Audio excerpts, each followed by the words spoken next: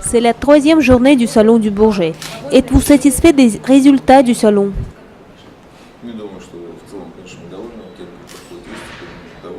Je suis entièrement satisfait des résultats de l'exposition, en particulier du programme de vol réalisé par nos avions, à savoir IAC 130 et Su-35.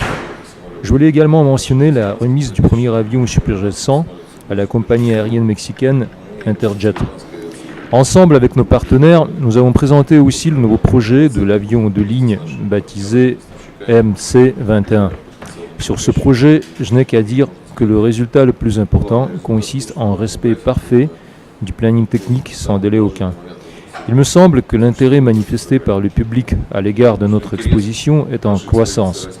Nos achèvements sont évidents. Notre objectif principal au jour d'aujourd'hui est d'aller de l'avant.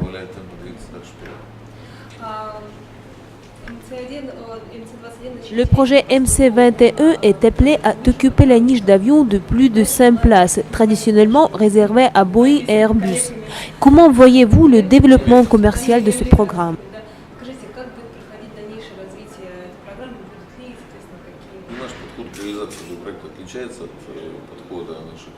La réalisation de ce projet tranche avec l'approche habituelle de nos collègues de Boeing et Airbus, ce qui est dû à l'utilisation de la nouvelle aile composite qu'ils n'ont pas. Je persiste à croire que les nouveautés technologiques que nous avons en notre possession nous octroient certains avantages, sans parler du développement accéléré du marché. Je crois que, nonobstant la croissance exponentielle de production d'avions chez Boeing et Airbus, il nous restera bien un volume de marché équivalent à 1000 avions. Notre but est de fabriquer un produit répondant à toutes les normes modernes, ce qui nous ouvrira l'accès à la clientèle.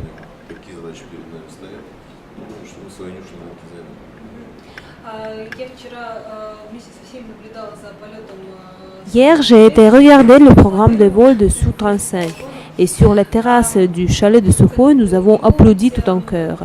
On dit que c'est l'un des avions les plus performants de sa catégorie, dépassant même les caractéristiques d'un avion de 5e génération, y compris les appareils américains. Quelle est votre stratégie d'écoulement de cet avion de combat?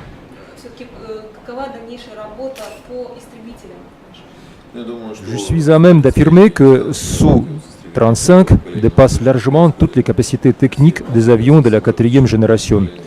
Vous auriez pu observer ces caractéristiques de manœuvrabilité qui sont basées non pas que sur son aérodynamique des plus extraordinaires, mais également sur les armements montés sur sa plateforme, sans parler de son avionique unique. Il est également important de faire valoir qu'on n'en est pas à notre dernier résultat, car nous avons mené, en parallèle avec le Su-35, la réalisation du projet d'avion de combat de 5e génération, qui est en passe d'être finalisé. Ces deux plateformes sont appelées à se compléter mutuellement pour améliorer l'efficacité de la force de frappe de notre armée de l'air, aussi bien que celle de nos pays clients. Mais cet avion n'est pas encore commercialisé.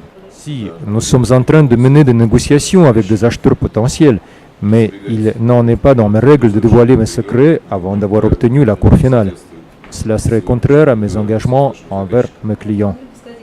Pourriez-vous nous présenter en quelques mots le IAC 130?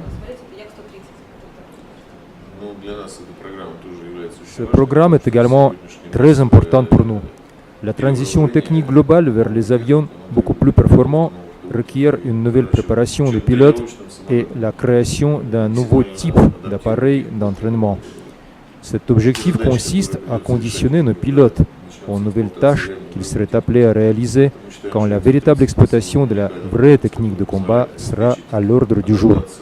C'est pourquoi nous croyons que, selon les objectifs à résoudre à bord des avions de la famille Sukhoi et MiG, les perspectives du développement consécutif de cet avion transitent par l'amélioration de ses capacités de combat pour pouvoir être utilisé à la fois comme un avion d'entraînement et un avion militaire. C'est là que résident les capacités du développement de ce projet. Cet avion est promis aussi bien au marché intérieur qu'aux ventes internationales. Auriez-vous encore des contrats de vente pour Superjet 100? Nous venons de signer deux accords de principe, dont l'un est avec Ilyushin Finance, avec une promesse de finalisation du contrat dans les plus brefs délais. L'autre accord est avec une compagnie de Bahreïn. Nous sommes en passe d'en élaborer les clauses principales. Mais j'espère, avant toute autre chose, que l'exploitation de l'avion sur les lignes mexicaines fera accélérer sa promotion